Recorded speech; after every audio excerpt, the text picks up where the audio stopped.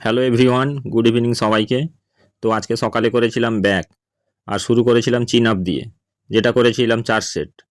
আর তারপর করলাম ল্যাট pull down, এটাও করেছিলাম 4 সেট। এরপর করলাম সিটেড রোয়িং, এটাও করেছিলাম 4 সেট। আর প্রত্যেকটা সেটেই অল্প অল্প করে ওয়েট বাড়িয়েছিলাম। এবছর ব্যাকের ওয়ার্কআউটগুলো খুবই মন দিয়ে করছি। আগের থেকে ইমপ্রুভমেন্ট করেছি, বাট আরও ভালো করতে হবে। আর এক্সারসাইজ ছাড়া ইমপ্রুভমেন্ট কোনোভাবেই আসে না, এটা আমার পার্সোনাল ওপিনিয়ন।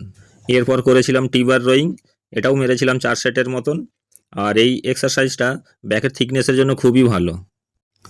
যত ভালোই সাপ্লিমেন্ট বা যত ভালোই মেডিসিন আমরা ইউজ করি না কেন, ওয়ার্কআউট ভালোভাবে না করলে কোনো কিছুই সেটা কাজ করে না। আর এই সামনের 11ই মার্চে একটা গেম আছে, বাট নামতে পারবো না, তার জন্য খুবই খারাপ লাগছে। কারণ ওই দিনেই আমার একটা অফিসিয়াল ট্রেনিং পড়ে গেছে, তাই আর নামতে পারছি না। তো যাই হোক, অফিসের কাজটা তো আগে দেখতে হবে। আর সবশেষে একটু মাসল কন্ট্রাকশন করে নিলাম। তো এই ভিডিওটি ভালো লেগে থাকলে একটি লাইক এবং কমেন্ট অবশ্যই দিও। তো আবার দেখা হচ্ছে পরের ভিডিওতে। সকলে সুস্থ থেকো, ভালো থেকো। ধন্যবাদ।